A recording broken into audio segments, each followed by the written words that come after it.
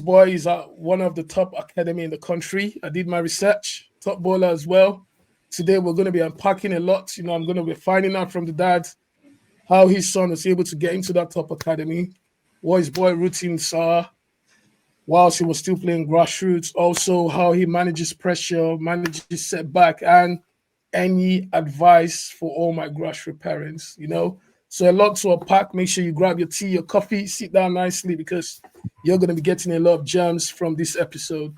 Without further ado, my bro, thanks so much for coming on the show. Thanks for taking the time out to support the channel. And if you don't mind introducing yourself and your son, what team he plays for, and then we'll take it off from there. Yeah, well, I thank you very much for having me on your show. It's a pleasure, and I think it's an honor for me. I've been following what you do for a while now, and Footballer Basics is coming up. I follow you on social media, Instagram, and I see a lot of the interviews that you've been doing, talking to parents, interviewing them. And I was telling you, you're doing a really great job. So, to introduce myself, my name is Benjamin Gopald. I live in Texas. I'm based in Texas right now, Frisco to be precise. And what else you want to know? I'm a family man, as you know. Yeah. All my kids are actually into sports. They play soccer, although at different level. So it's stay busy. Yes, they're busy. So today, for the audience, we'll be talking about your oldest son. So if you don't mind, just giving my parents a little bit of a background of your boy, what club he plays for, how old he is, and just a little intro about him. So Eden is he's 10. He's gonna be 11 in March. He plays with the FC Dallas Academy U11 right now, and he's been in the academy for since he was 5, if I can remember. Wow. And yeah, so I think that was way back in 2010. Sorry, 20, that's a 2010. Sometime in 2020, where he joined the academy. Prior to that, he was playing recreational soccer, and I think that's what you guys call grassroots soccer Okay. over there in the UK. Over here, we call it rec, pretty much, and that's really like kind of like a low level soccer because that's where he started with. And after playing that for a season, I realized that that is he's not meant to be there because the level was so low. He was really dominating, and I felt like okay, it was time for him to step up and start playing with real serious kids because rec soccer is really not serious.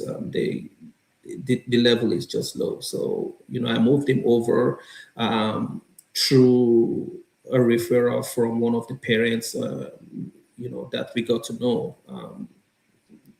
and so we got him into an academy. It's a Solar Academy, and he was with Solar Academy for about a couple of years. At Solar Academy, the coach really liked him a lot, and he wasn't playing at Solar Academy. He was playing 2 years up. The state Oh, group.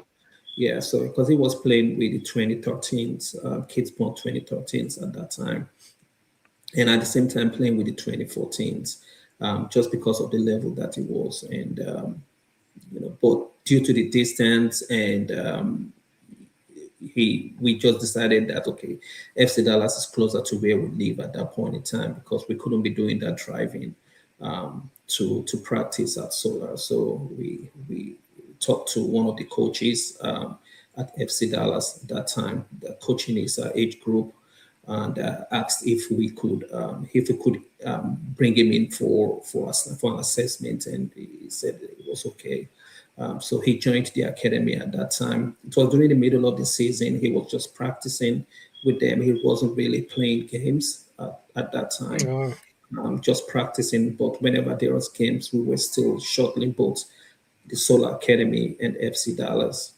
But just to whenever there's games, we play with solar, but practice when we can, we practice with solar in FC Dallas. So we were shuttling between the two. But when the new season came, we had to switch fully to FC Dallas, and ever since we've been with FC Dallas, and that's the journey for him so far. Still currently with the academy. Developing every day, practicing, and we'll see where that will take us. Wow, that's really amazing. I did a little bit of research on FC Dallas, and I checked in the US. For some, it's ranked as the number one football academy for developing players. And the list that I found was it was part of the top three in the US. And from under 11s, your child can be in the academy and you don't have to pay for it. But before under 11s, you have to pay for the training sessions. So you mentioned Eden went into like a grassroots team at 5. Well, if you take us back, at what age did he actually start kicking the football? What age? Oh. So if you ask his mom will tell you Eden has been kicking the ball ever since he was in the tummy, right before he was born. But so with Eden, right? Eden, when he started walking, pretty much, even before, I would say when he was crawling, he was always with the ball. Playing with, even though he couldn't use his feet at that point in time, he was always like holding the ball, always moving it around with his hands, and he's crawling around the house. He's always had the ball. But the very first day he started walking, he's been kicking the ball ever since. And one thing unique about him that I felt like, okay, there's something. There's one thing for a kid to be quick, to be athletic, right? And there's another thing for him to have that technique, because he had when he was 3, 4, he had a really good technique of shooting the ball. And you drop the ball, he knows how to time the ball and when to hit it. And then I noticed also when he hits the ball, he hit the ball in a way whereby with pace, a lot of power. And I started noticing that, and that was when I felt like, okay, there's something there. There's something there for him. So he's been playing soccer, I would say, ever since he was 3. Ever since he started walking as fast as I know. So, yeah. So where do you think he got that inspiration from? I know for my listeners, Dad used to be an ex-pro as well. Played in Nigeria and played at a very high level. But you said from when he started crawling, he started playing with the ball. Did he see you with the ball, playing with the ball? Where do you think he got that from? I know genetics has its own role to play, but yeah. Well, Eden is fast. He's really quick. Yeah. The quickness, I would say he got that from his mom, because she was an athlete in school. She ran track. She was, matter of fact, when we were in college, she was in the University of Ibadan track team at that point in time. So she was very fast. I would say he got that from her. But in terms of the technical ability, I would say that was me, because, as an ex-footballer who played at, I wouldn't say I played at the World Cup level or at the European level, but I played pro in the Nigerian Soccer League at a point in time, and all through my university days as well. I played, matter of fact, I represented Nigeria at a point in time during university games in Spain. So I can say, that I played football at a certain level, and being someone who really loved the game, I always have a soccer ball in the house. There's a soccer ball in the house. I always roll it around, kick it around. So he sees me, and when from that young age, he sees you just with the ball as well. I kick the ball to him. Even when he's crawling, I kick the ball to him. So were you intentional then? Were you intentional? Because this is something that asks a lot of my parents that were ex-pro. Were you intentional? Well, to be honest, right? every soccer player, you always want your kid to play, Facts, facts. and it, I and agree it, too. and the thing with me is, I just kick the ball to him and see how he's going to react to it. That was what's Yeah, and yeah, and and with the other ones, they didn't have the kind of desire that he had. It's a little different yeah, with Eden, but with Eden, it's just you can tell he had it from time that he's going to be something really special. yeah. That's amazing. Again, it's same. I think our story is quite similar as well. Five, he's going into grassroots. Now he's playing. I'll use the word grassroots because that's what a lot of my audience would understand it as. Yeah. Before you make the move to start channeling him, I know you did mention the way he runs with the ball. He's an athlete, he's quite quick and stuff like that. But what else did you see in him? Because almost every kid can run with the ball. You go to the park, you'd see kids running with the ball, especially in the UK. I don't know what's like in America, but in almost every UK household, there's football. It's like by default, there's football in the Mm. house, in the garden. But what did you see then in your boy that maybe reminded you about yourself that make you, because some people would say your child playing 2 years up is quite a big jump. The risk factor there if he gets injured by a much older, bigger kid. But what did you see in him that made you make that leap into the grassroots team playing 2 years up? So for me, what I saw was, apart from the fact that he is able to hold his own when he's playing with kids older than him, just as you mentioned, Nathan, um, he was still dominating. And another quality that I really liked in Eden that other kids struggled with, he's a great finisher with both feet too. And he's just his precision, especially when he strikes the ball. Some other kids, you look at other kids, you see them, they play, they have this, different techniques and stuff like that, and but they don't have an eye for a goal. Eden was just built to like score goals naturally, and the way he strikes the ball, the way he finishes, um, make me just feel like, okay, this kid is actually different from this other kid. If you are able at this age under pressure to finish Mm, the way you're finishing yeah, at that age, there must be something special about you. Soccer is all about putting the ball at the back of the net. That's that's at the end of the day.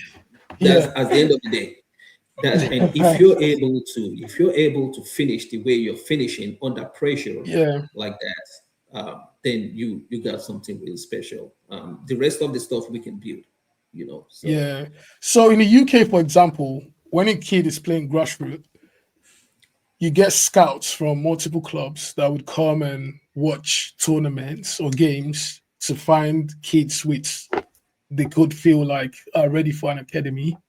And then they get the kid from grassroots and then invite them into an academy environment. What's the system like? I know you did mention the coach got you guys in contact with FC Dallas, but did he just having that connection straight into FC Dallas, or did he? I know you mentioned he did some assessment, but what's the process, the traditional process like? it's they do a little bit of scouting, but over here we don't have the luxury of over here in the US, at least I haven't been to other cities, and I believe it will be the same. Not really much different with the way things here in North Texas. In UK, you have a lot of clubs. That is the thing. That is the main sport over there. Um, Yeah, so it's a little different here. We don't have a lot of clubs.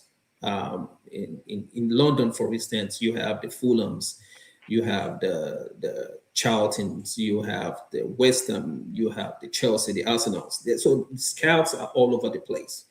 Um, yeah, Here in Texas, it's different. Like the only really big professional team we have around is FC Dallas, really. So we don't have the level of exposure to scouts and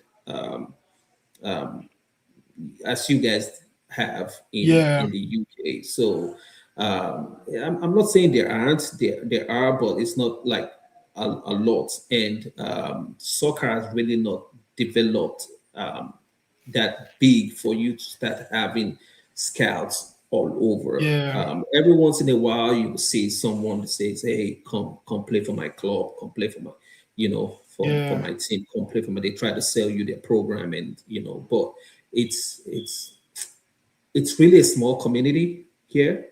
You get to know the kids because you get to know the parents because uh, you play with or against them. Every now Yeah. and then, every tournament, it's pretty much the same.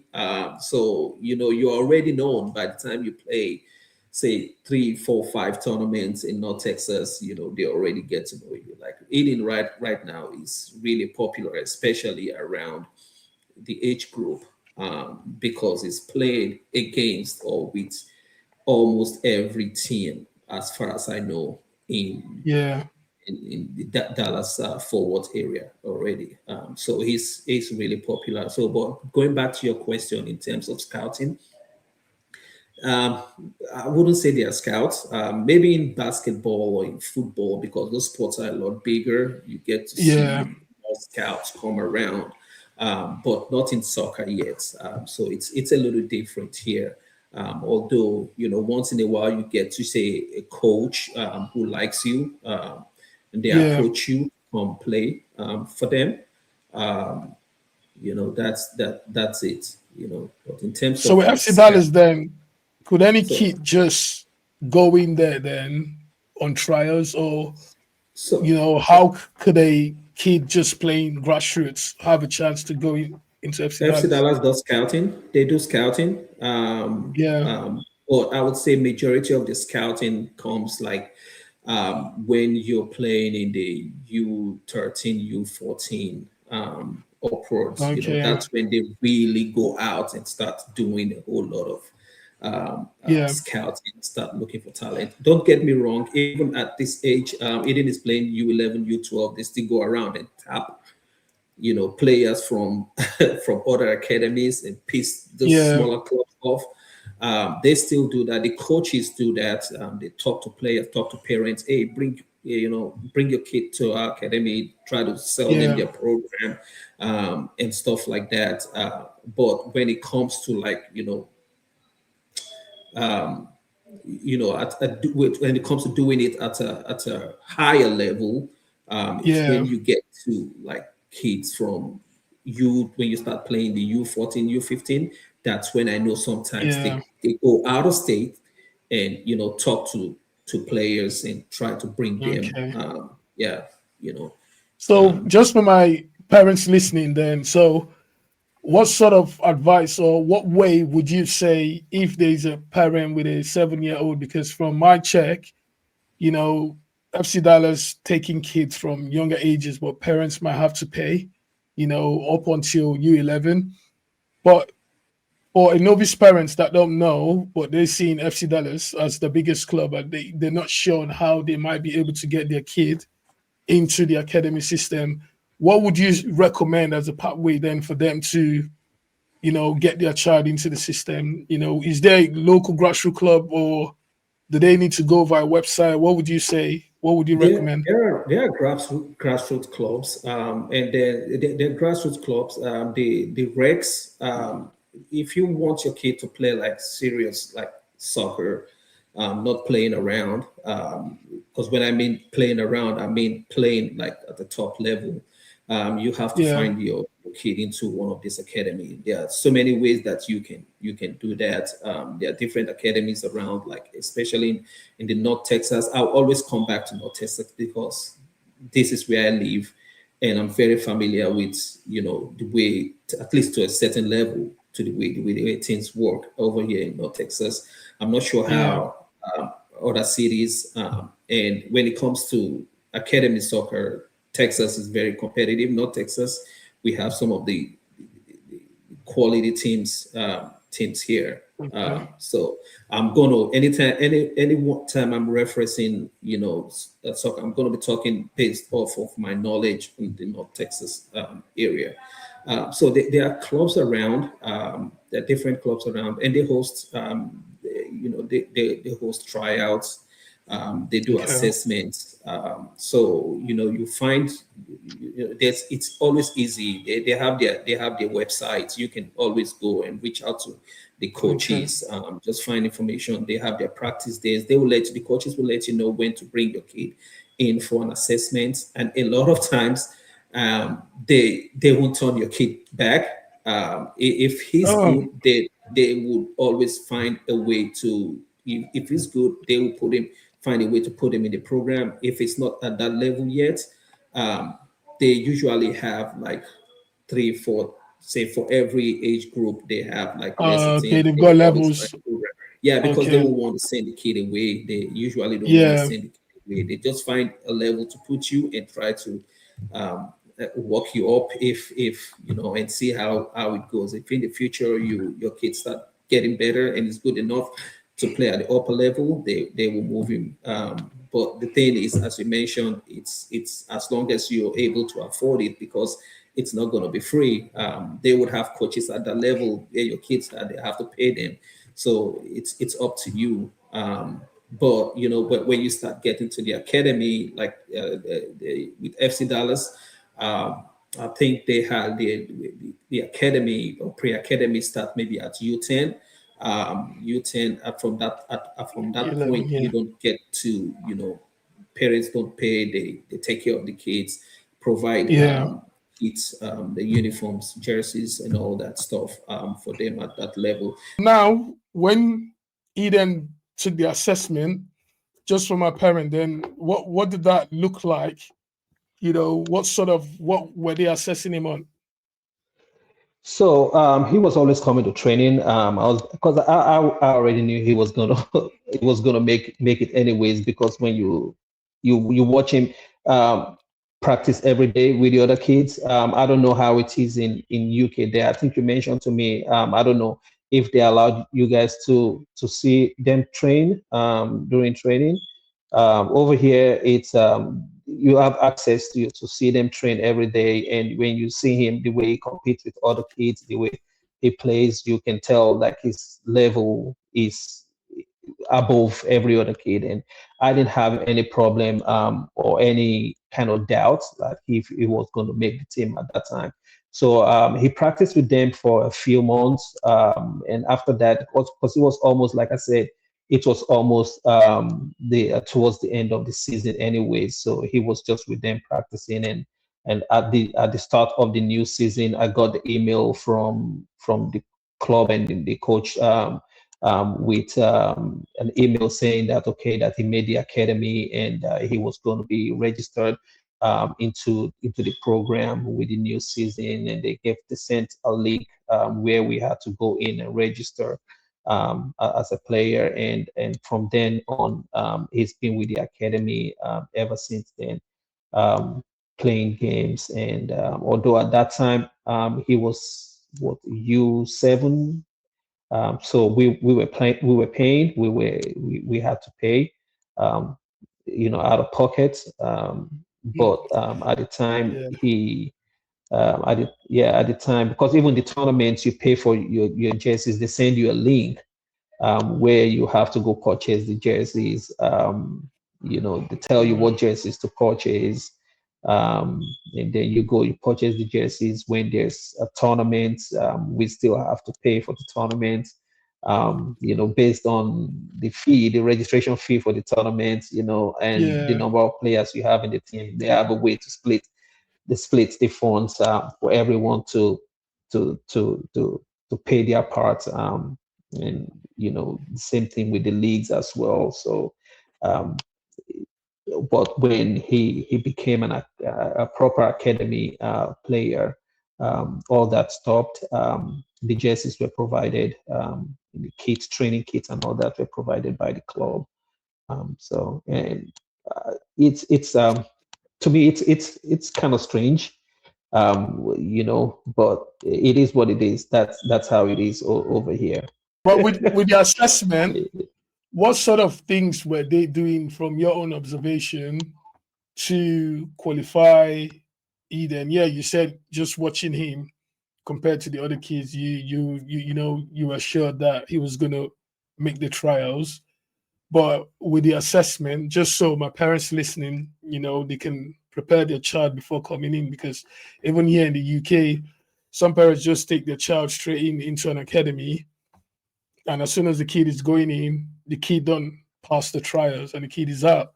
But I think if parents better equip the child before taking the child to the trials, at least you're almost 50%, putting the bet on your child that he might get in. So what sort of things were they doing? Was he like shooting skills 1v1? What sort of things were they doing during the assessment? So it's a little bit of everything. When you go to training, the way you practice, the way you warm up, the way they do their little drills. They start with the warm up and then they do their little drills, short drills, just to get themselves warm up.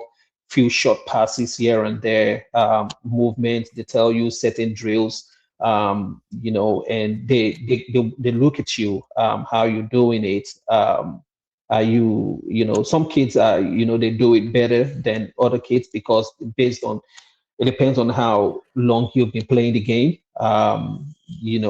So they assess you on that, and they also put them to play 1v1 against each other, as part of their drills.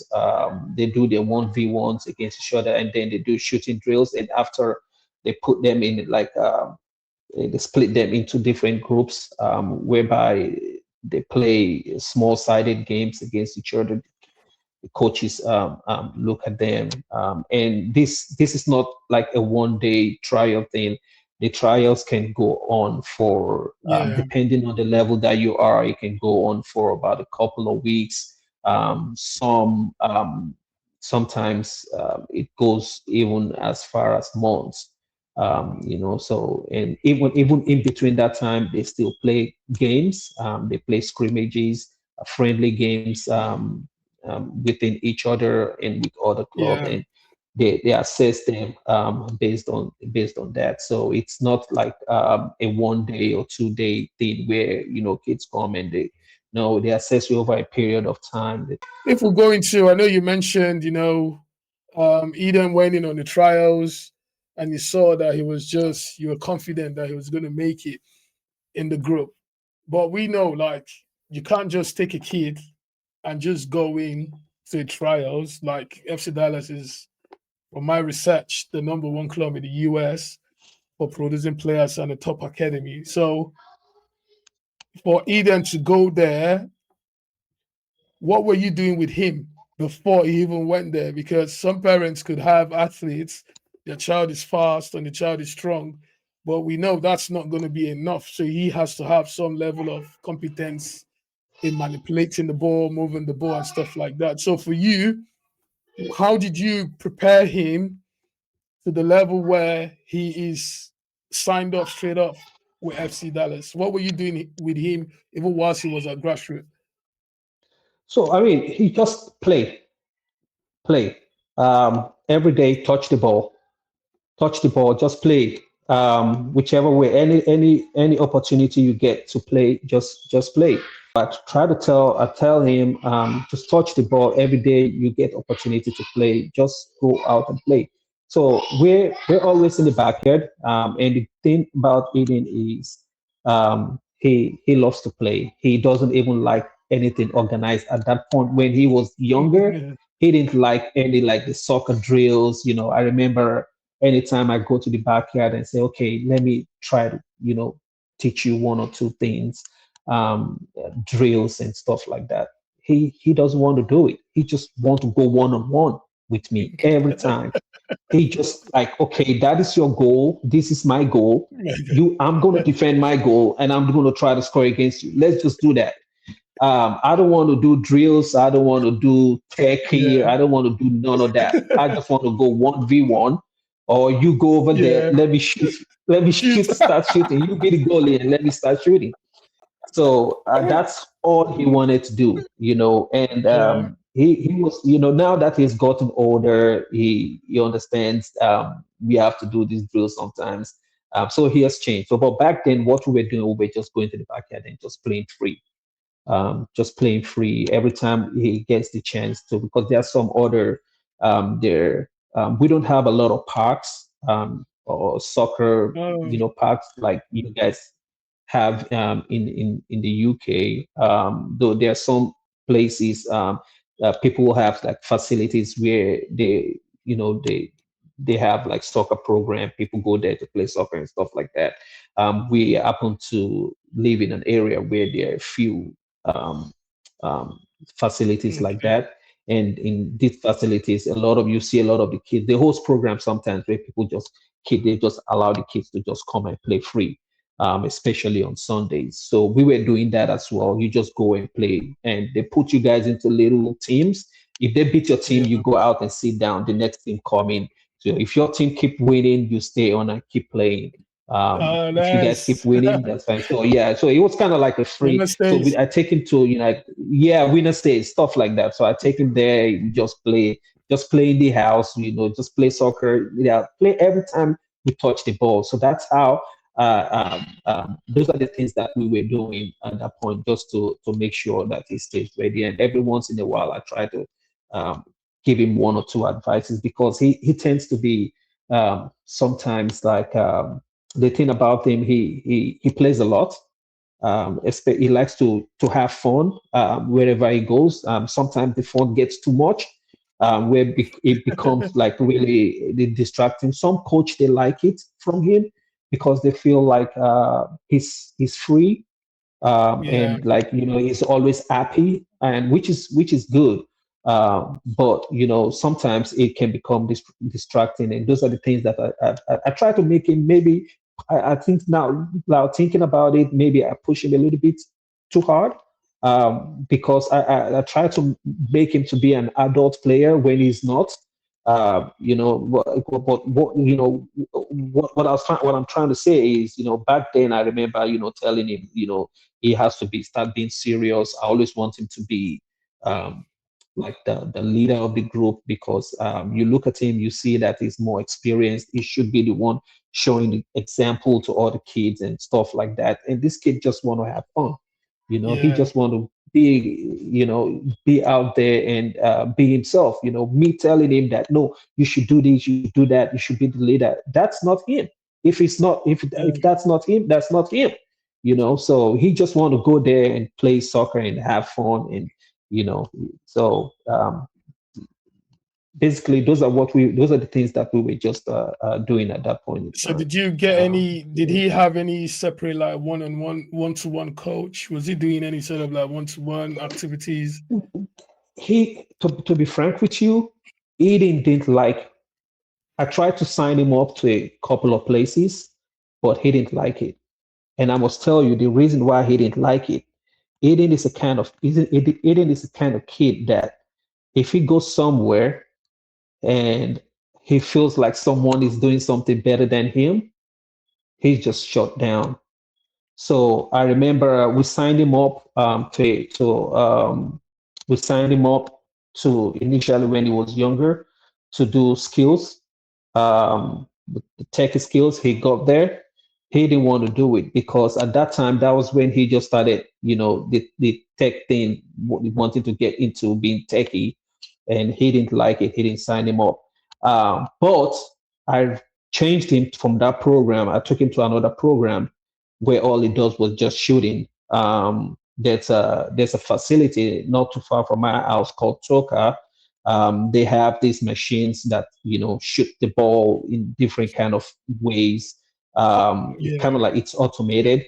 It just shoot the ball, and all you have to do is, depending on how the ball comes, they have goalposts, small ones. He loves that because Eden loves to shoot.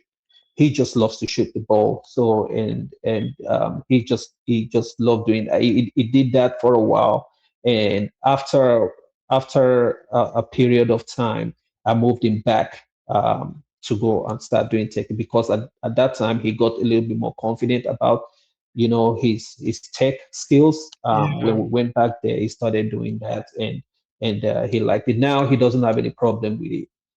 He doesn't have any problem with doing all this stuff now, because he's gotten to a point where he feels he's more comfortable doing it. But earlier on, he didn't like it. But every Yeah. kid is different. Every kid is different. You just have to try sometimes to find the right balance for them. Um, and Yeah. some other kids, they love it from the get go. Some not like my son. Not he didn't like. So now Eden has gone in, like you mentioned, just so my parents can have an idea. Contact time. Yes, it was very unstructured, but you were intentional in terms of him playing in the garden, playing a structured football. But all this contact time, they add up, right? They add up because you're touching the ball every day, you're running with the ball every day, and it's just being one with the ball, which makes a lot of sense. So now with Eden, now he's playing for FC Dallas.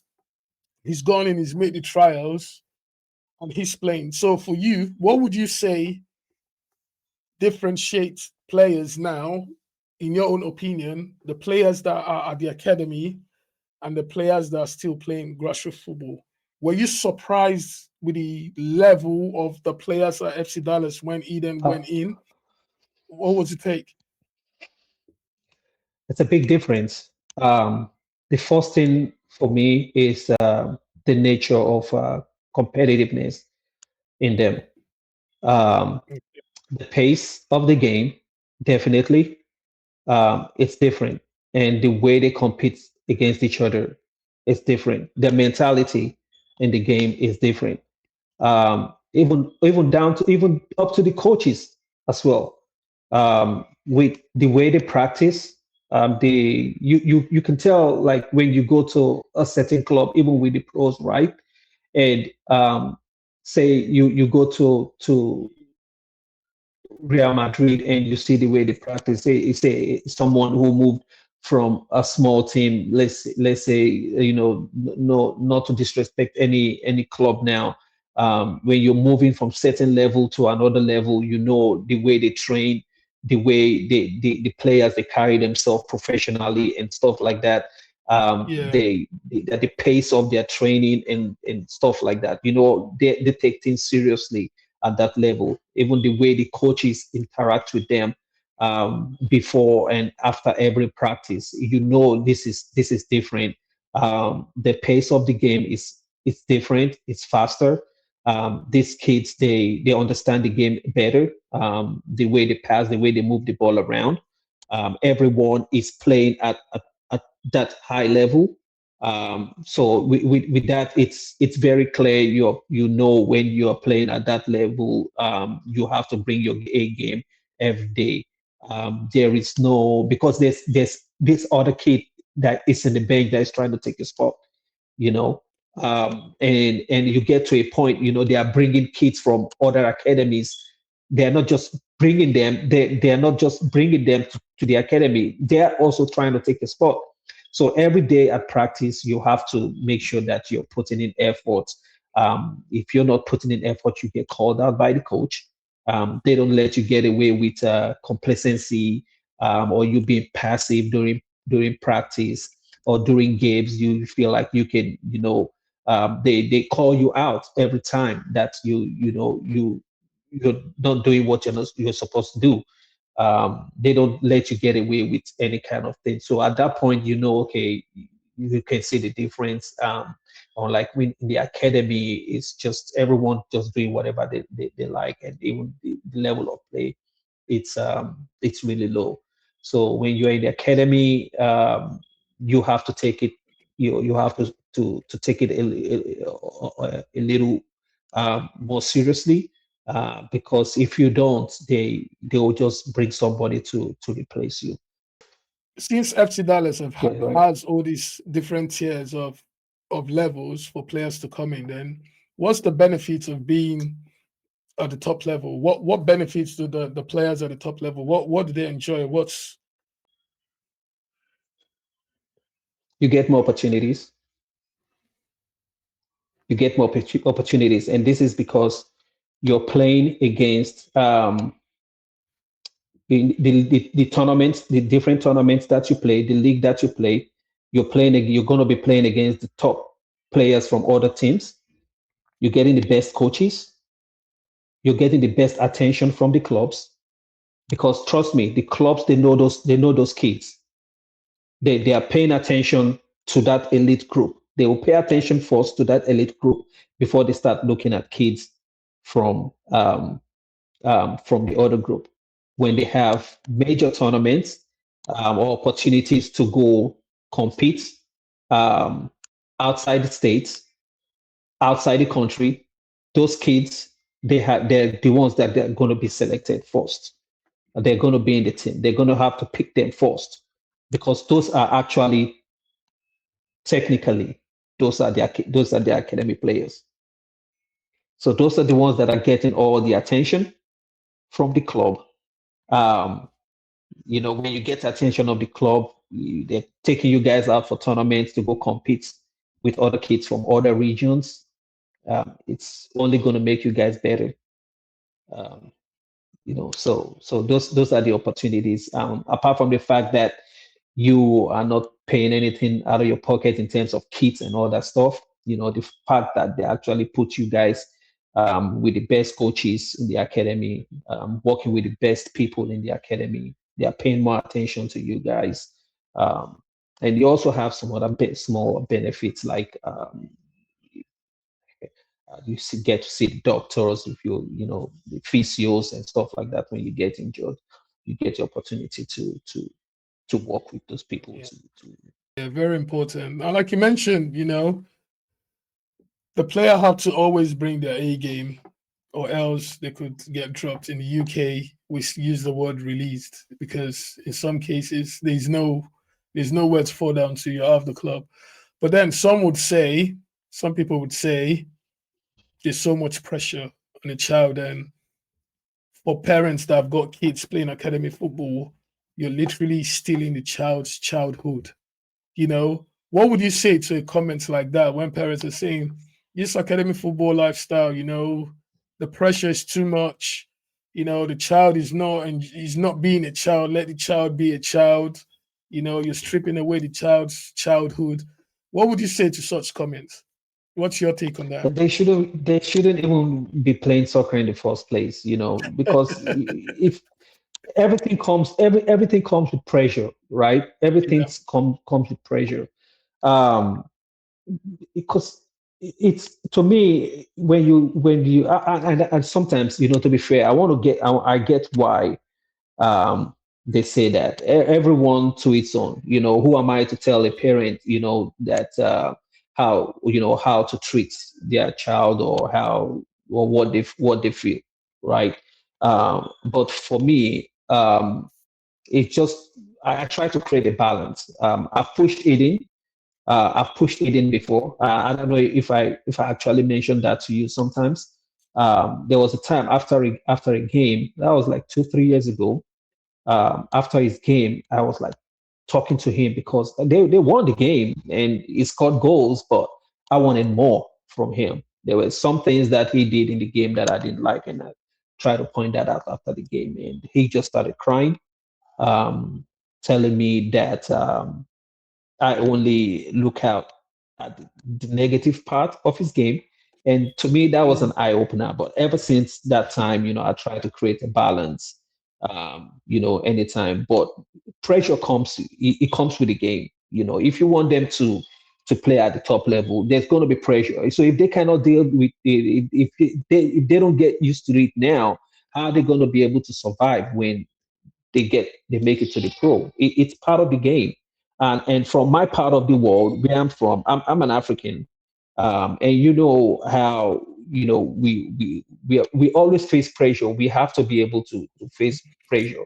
The fact that he's getting pressure during the game doesn't mean that he's still not going to be a kid. He's still going to enjoy the game. I tell Eden, enjoy the game, but enjoy it. When you're in the game, enjoy. But there's going to be pressure. You don't expect this person or your coach not to yell. If you have a coach, that the kind of coach that he has now, that yells all the time, he's going to yell at you. It's up to you to develop yourself into, you get yourself into a mental state or develop that kind of confidence to understand that they're not just yelling just because they hate you. It's just at that moment, at that point in time. After the game, everybody forgets everything. So you just have to make sure that you get to that point where sometimes you're able to recognize and shut down certain noise or certain pressure that comes with it. If you want to do this, um, as you said, you want to do this as a living when you get older. It comes with pressure. So um, and I he understands. He understands. So I mean, for those parents who feels like they are not letting, just because somebody yells or somebody says something that to the kid, and they're not making them kid. It's just different. Eden, I spend a lot of time with Eden. He's still a kid. Eden still goes around to parks and play on swings and stuff like that. So that is just for you to be able to create a balance. So I think it's all depend on individual parents. So Yeah, but for again, me, like you I think said, that's what it is. yeah, like you said, the sport comes with the pressure, and life there's pressure, but for you then, you know, from the child understands that I need to bring my A game. If I don't, someone else is going to take my spot. For you as a parent, you're there and you want your child. Every parent wants the best for their child. You want your child to keep remaining at the prem level. So what sort of tips, like what do you do, to manage pressure? So for example, like you mentioned, like you played the game, I played the game. We know you're not always going to have the best days. You're not always going to No, no, play no. well every single day. You're not going to have every training day is not going to be perfect. But for you, when you see your child struggling or you're seeing them going through some spell, how do you deal with the pressure then? How do you support your child in this pressurized sports that we're in? Because, like you rightly said, different coaches have different personas. So for me, everybody deals with pressure differently, right? And the way I deal with pressure is and avoiding mistakes during game is, just as you mentioned, sometimes you can't help it. You have bad games, right? Just don't think about it. You don't, what has happened has happened. There's nothing you can do about it. It's the next play. Think about the Yeah, next play, the next play, the next play, because that's how I look at it. The mistake that I've made, I cannot change it.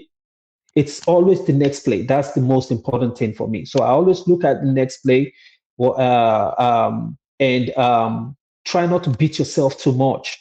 So because some people that they beat themselves too much because you're already getting beat up by say maybe the coach and the teammate or whatever, the fans.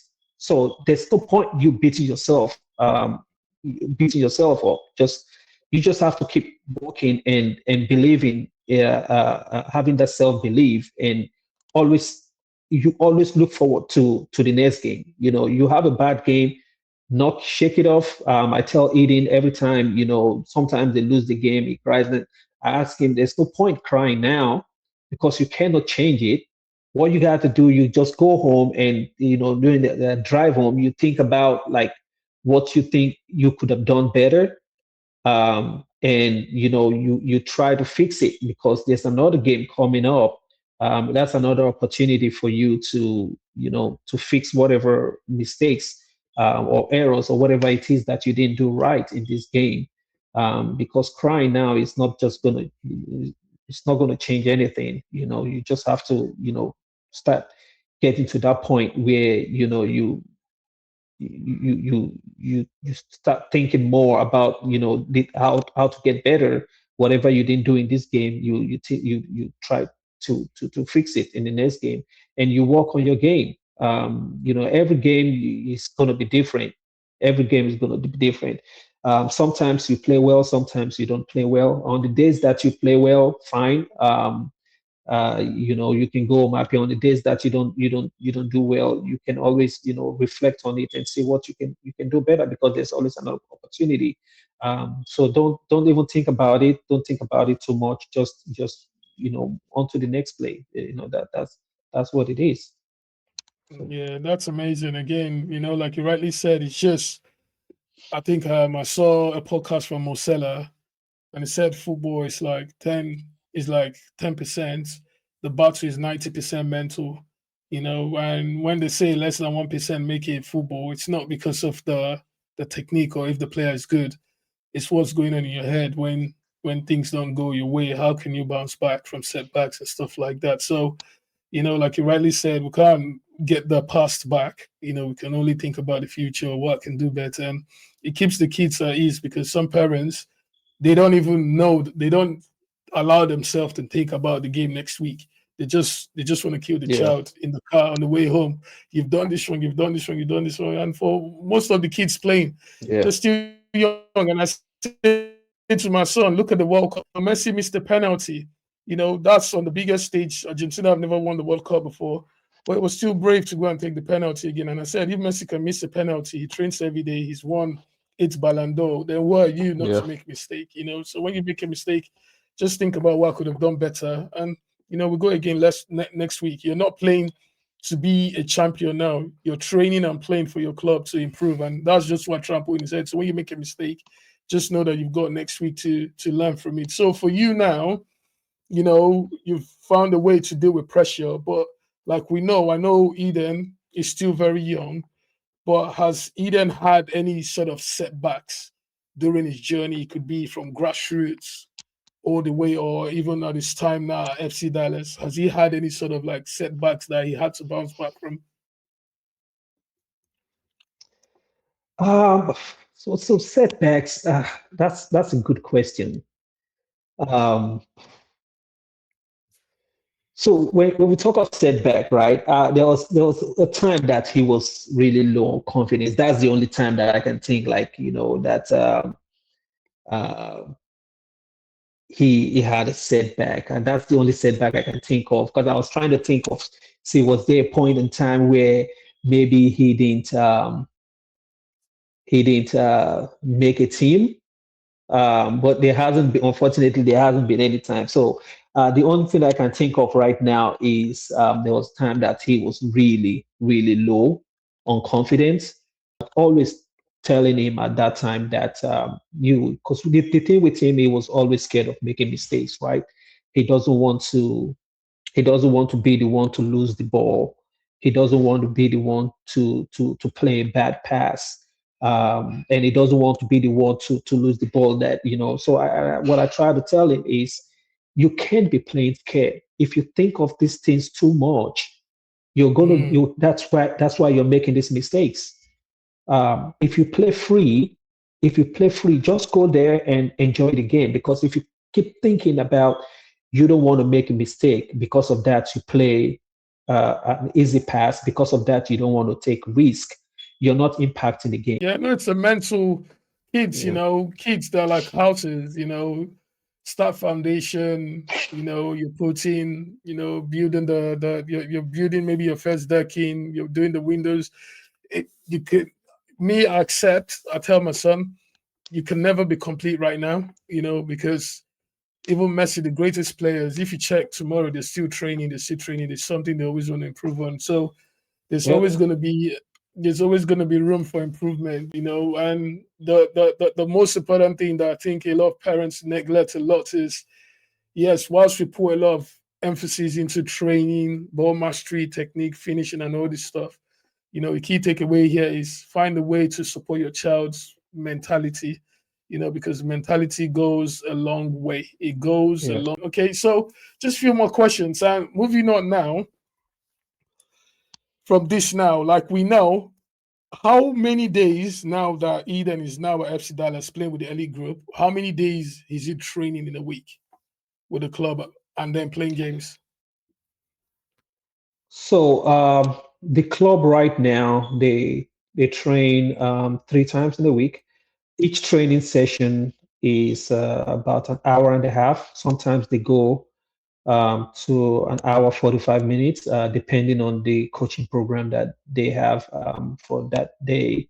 Um, So they train on Mondays, Wednesdays, and Thursdays, and they play games on Saturdays.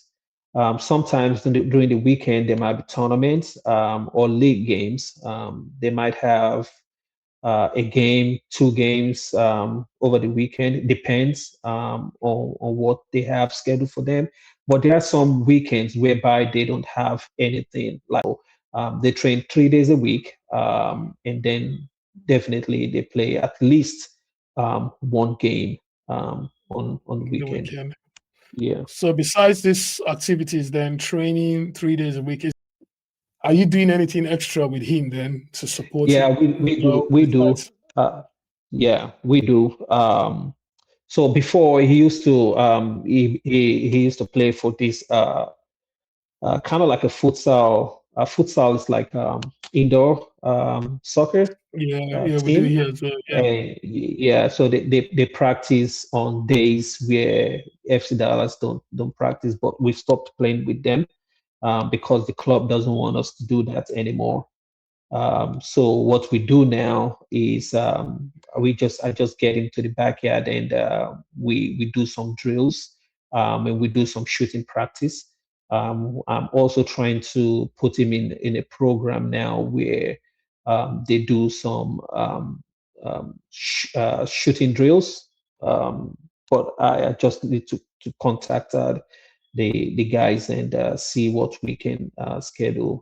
But other than that, we practice together at the backyard, and I try to work with him on certain things that he's lacking, especially try to put him in like a game situations because I know sometimes these drills they help, but for me, I feel working on game time or real game time situations is more beneficial than those drills. Yeah, but so we try to spend an hour depending. Sometimes we do less than an hour, 30 minutes, depending um, on how things are that day. Because I have some other kids too that I need to work with, you know. So yeah, but we definitely walk outside uh, outside the FC Dallas practice regime because I must tell you, you cannot just depend on, if you want to make it to the top, you cannot just depend on the regular club practice because I tell you what, some other kids are going back and are putting extra work in practice. If you depend on just whatever practice sessions that you have with your club, and you depend on that while some other kids are working, so trust me, they're going to get better. They're going to be ahead of you. So we try to touch the ball as much as we can every day, every day. then how are you for you? Yeah. How are you managing his education, his school with football? Then what sort of tips can you share with my football parents? Because it's a lot. He's training. Let's say you have to drive. How far is it from your house to his training So center? we are very fortunate. We live around the FC Dallas stadium Okay. facilities. So we already have, I don't know how it is in the UK. So I know a lot of these clubs, their training facilities is quite in a different location to the Yeah. stadium. But with FC Dallas, where they have the stadium around that same area, they also have like close to about 20 fields where Wow. yeah, so where the academy kids, everybody in the program, both the elites and the non-elites, they practice around there. So we're fortunate to live around that area. So the commute to practice takes us about say 20 minutes max So, to get there. So it's not a lot of drive. With school, sometimes he does after school program. We have certain days, I think once in a week, where we have him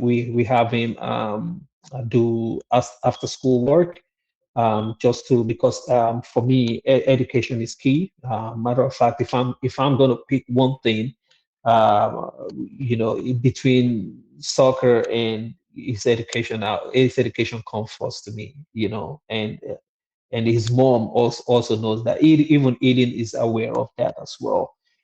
So we take education very, very important. So we try to put him in an after school program where he does after school work once in a week, um, and just to make sure that he's not falling behind in his academics. So we get somebody to come at home to tutor him on his academics. And in terms of the school, is not too far from the house as well. After school, there's a small period between school and the time for practice that we try to fit in. In between that time, we try to fit in the after school program for him. So that's how we try to manage it, and also on the weekend as well. If there's not a lot of games, we try to do some academic work as well, just to help him in terms of that. So it's really not. The main thing would have been the commute, but the fact that we don't live that very far from the Yeah, it's facility very helps a important. lot. Helps Yeah, really a lot. So. yeah, out to do. So, bro, so moving on now, we've covered quite a lot. But in your opinion, if you look back to grassroots parents, if you're to look back now to when your time as when Eden was still playing at grassroots and now he's at FC Dallas, what would you say are the biggest mistakes that you've seen grassroots parents make? What are the mistakes that grassroots parents are doing that it's potentially blowing their child's chances of getting into the sort of levels of playing with the elites at FC Dallas? What are the sort of things, in your opinion, that you've seen? Some of the skill, like for the grassroots, right, or the rec, as we call them here, a lot of them are just putting their kids in sports just to get them out of the house. Um, so it's a lot different. Like the mindset's a lot different from kids that are in the academy level. In the academy level, the parents, they want their kids to at least either play as pro, or if the ones that don't make it to the pro, they get some kind of scholarship in for academic scholarship in schools. So and another big mistake thing that they do for me is they they try to overcoach. They feel like they know more than the coach. They don't let the coach be the coach. It's funny. It's funny. It's even not just in the grassroots or the rec, right? Even some in the elite, as far as the elite players, they think they know better, and then they try to overcoach the kids sometimes, and they forget that sometimes when these kids and how they play, the coaches might have given them um, certain instructions to execute, and they're just executing the way they play is based on the instructions that were given to them by the coaches, right? But and then you go and you start telling your kid to do this, to do that, which is actually completely different from what the coaches um, um, ask them to do, and then you kind of bring some conflicting ideas or conflicting uh, instructions, and the kids, their heads start running around. Who am I going to listen? Am Confused. I going to listen to the coach? Am I going to listen to the parents and stuff like that? And Yeah. yeah, so that's another thing. And one thing I also want to mention that I've noticed in parents, a lot of mistakes that these parents do is not having patience. I've seen situations where parents, they also feel like they know better. They think they want to move their kids from one academy to another academy to another academy to another. They keep moving. They're Mm, not happy anywhere they go. They're not happy. they just keep moving and moving and moving and moving the kids, all over the place, and it's really not a good idea sometimes. Sometimes that might actually backfire because you're not helping the kid. I've seen a situation where a parent, for some reason, is not happy with the coaching, just because he feels like, hey, the coaches are not doing their job. You move them from that academy to another academy, and then you get to that academy, you take a look at the coaches, you assess the coaches, the way the coaches are coaching, you're still not happy, you take them from there because you feel you can do better. They're not letting the kids do certain things. You take them and you move them to another academy, and you feel Yeah. like, yeah, my kid is not playing this position, he's supposed to be playing this position. You're not still not happy there. You take them and you keep moving them around. They're not helping the kid.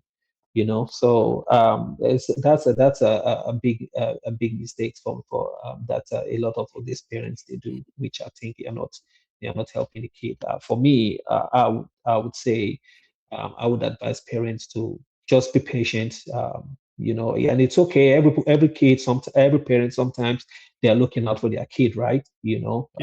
But just give it a little bit of time. Every kid develop differently. Every Yes. kid develop differently. The fact that this kid is doing very well now, and you expect your kid to be there and it's not there yet, doesn't mean that it's not going to get there. Sometimes it might take a little bit of time. So you want, a lot of times parents want to see this, but Yeah. sometimes things might go this way and go down, and then Yeah. just be patient. Just be patient. And then there's a reason why they say trust the process, right? And it's factual. That's a factual phrase for me. Trust the process. But after maybe a couple of years, if you feel like your kids is still not developing, then maybe you can try someone else. But not by every season you want to change club. From one Yeah. club to the. You I know. try not to talk and I try not to complain or to talk bad about these coaches sometimes, because I'll tell you what, the kids, they pick up from that. If you're the Yeah. parent, like, parents that they talk, right? And when a parent is with me and talking to me about what he thinks of a coach, um, Yeah. and I say it's something negative, I don't tell my kid to move away, to step away, because they pick up from these things. When you keep hearing about this coach is this, is that, is not doing doing the right things, it's not good. The kids also think that that coach is not good, and Yeah. when they go, they make up their mind based on that as They don't well. listen. So they Yeah. don't want to. Yeah, And they already the think, negative well, side they're of a that as bad well coach, is stuff. Yeah, the kids start to have a reason to find an external excuse. So even when they're yeah. underperforming, they look for something else. And like you rightly said, for you, what would you say nutrition? How are you managing nutrition with Eden? Because some parents, especially my grassroots parents, I've seen parents, the kid is coming to a game, he's got McDonald's on his hand and chips.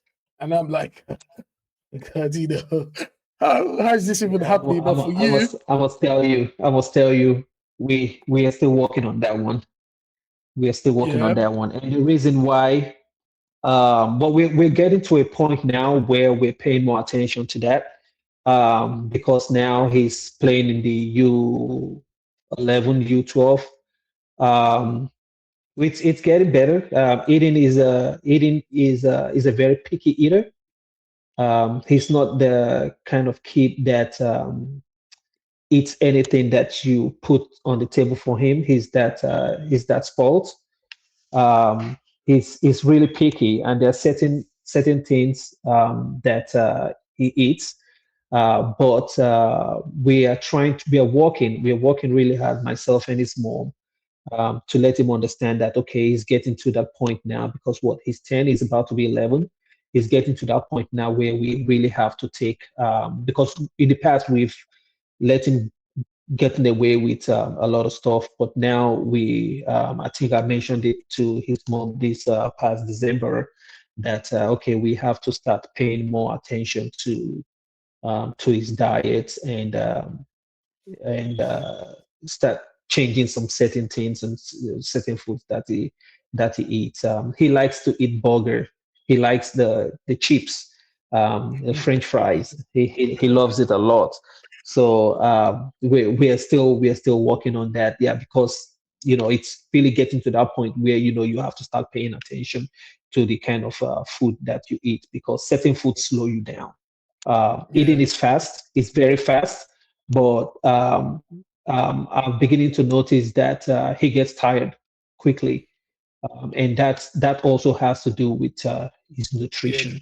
So yeah, we want to really start paying attention, try to incorporate a healthy diet. I mean, it's not as if he doesn't eat anything healthy or everything that he eats is junk. No, he eats a lot of protein. He eats a lot of chicken and beef to build yeah, its muscles. But it's just with the vegetables parts, that's where we need to start incorporating into his diet, and fruits, stuff like that.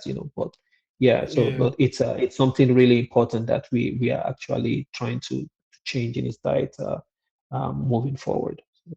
Okay, yeah, yeah. For my parents listening, yeah, diets, especially at this, not just at this age, I'm not saying we're saints as well, but for if you really want to see your child perform, you feel the body right.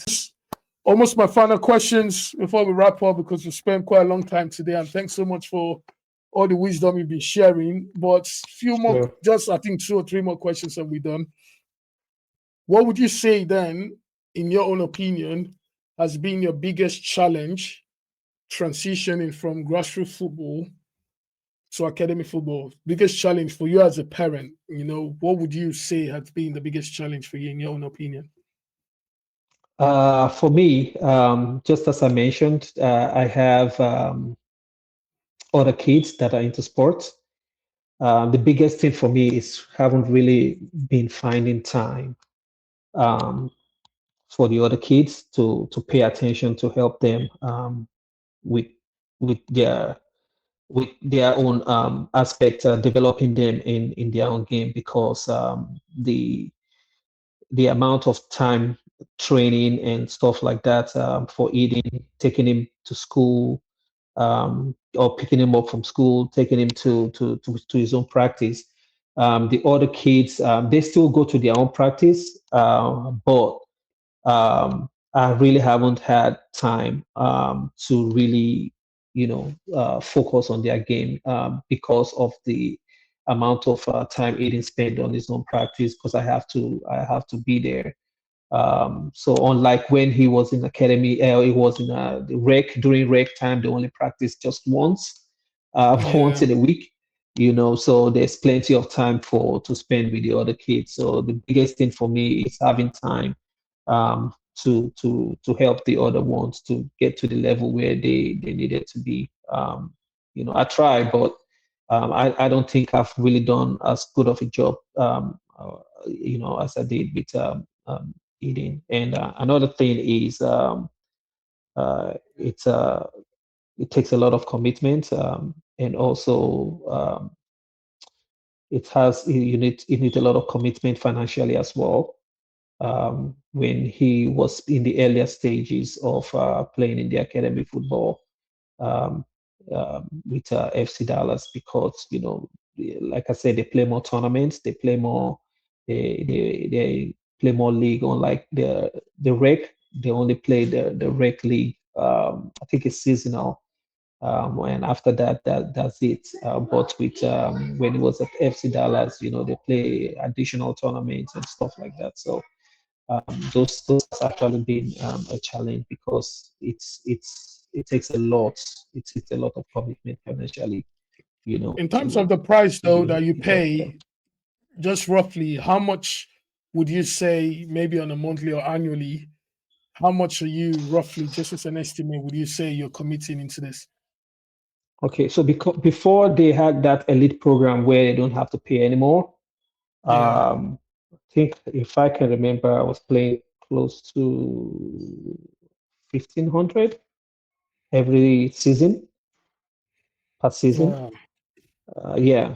and I think they have like a winter season. I think they could have like the winter and the summer season, so it's a lot of money.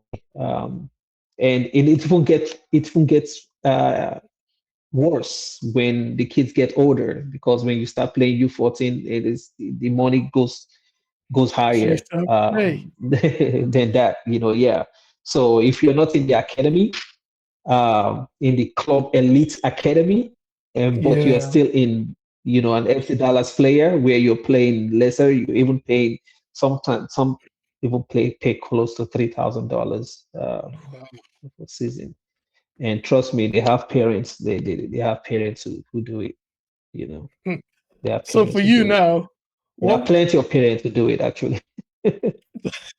everyone dreams of, for me, Yeah, I just advocate at least you give the child a chance. If the child enjoys it and maybe has a potential, you just never know. yeah, But if you don't yeah, try at all, then you're actually shutting that door completely to say, no, yeah, no way, yeah, no way. So yeah. for you, you know, how would you then say with all this investment that you were putting in now, thankfully now Eden is now with the elites where you're not having to pay. But what would you say to my grassroots parents? Because, I see a lot of parents, they've got kids that are athletes, but in their mind, they're just like, I can't be asked to start spending this amount of money just to kick a football. For you, even if Eden, God forbid, if he doesn't play pro, for example, and you're still investing money and time to these sports that we love, would you advise parents to embark on this adventure? Is it an adventure that, because we don't know if the kids are going to play I pro mean, just yet, but would you advise parents to still embark on this adventure? What's your take on it? I would if they can afford it. I would. Why would you want to? And so it's two things that I look, right. Is the kid excited in playing? Is he excited in playing? And can you afford it? So those are the two things. If the kid is excited, that's it's a good thing. Why do you want to deprive him? Why do you want to deprive him? Because you never know what can come out of it. He might turn out to not be a pro player, but at least with the fact that you gave him the chance, you gave him the opportunity to try. If you can afford it, why do you want to deprive your kid from doing that? So that's Yeah, that's the way I look at it. So because I wouldn't want to deprive my kid from chasing a dream. If I see the kid is excited, going to practice every day, he's happy doing it, and why not? And if I can afford it, why not? Why not? Even yeah, if and it doesn't turn also, out to be a pro player, why not? Let him do yeah, it. I So just also agree with you, and the life skills that they build as well. With the sports, the resilience, the discipline, learning to fail, communication, teamwork. They grab a lot of life skills that even if they don't play pro, you're actually investing in your child's well-being. That routine to be a absolutely winner, to be disciplined. Have that sort of winning mentality and mindset. They're just things that right. even Uh, for us that finish playing football, you can transfer those life skills into your business or into your career or any other walks of life. And it's just an amazing skill set yeah, to have. So yeah. just two I more can tell you. questions, love of the game. So for you now, we've spent over 2 hours. So I need to let you go because I've eaten so much of your time. Just two more questions. If we were to rewind time back Yeah. with Eden's journey, you know, what would you do? Would you what's up? I'm just gonna put it straight out there. What would you do differently? If Eden now was 4, from all the information now that you know now, working your way through to FC Dallas, without being anything that you would have done differently, and why? With Aiden's journey, what I would have done differently was put him in a program where the focus is on ball mastery. We have an academy here because I tell parents every time they ask me, parents with very young kids who want to start, playing soccer. I tell them there's an academy here called Forms Academy. They play a lot of five-a-side soccer, and they deal with a lot of a lot of their development is on tech, um, techniques and ball mastery and stuff like that.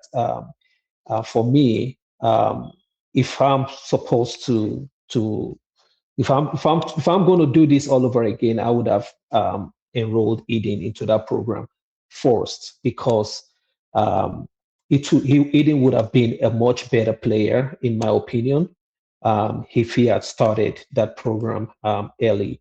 So I try to tell, because that really would have helped him with his touches. He struggled with his touches earlier on when he started, and that's because he didn't go through that program earlier. He didn't start practicing on ball mastery earlier on. Remember, I mentioned to you that he was always wanting to just shoot the ball, go 1v1, and not really practicing on the technical aspect of it until later on.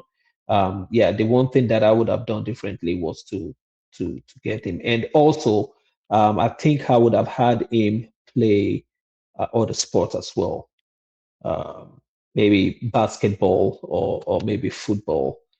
Football to help him uh, with being the physical and the defensive part of his game, because Aiden, that's something that we're working on right now, which I feel that he's struggling with, is his off the ball work, defensive part of it. Like he lets them get past him easily, and that's just because I don't know, because he's more of an attacking player.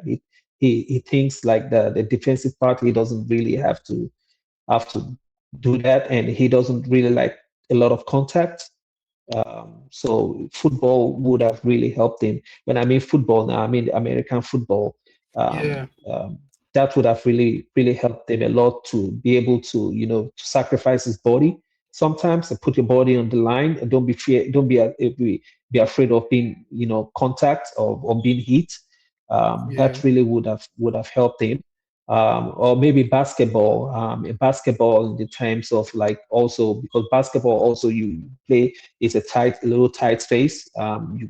You see things a little differently, and you're not scared to be in contact as well, because there's a lot of shoulder bump and stuff like that in yeah, basketball. So maybe I would have had him play some other sports, just to give him another perspective, to see things differently um, in soccer.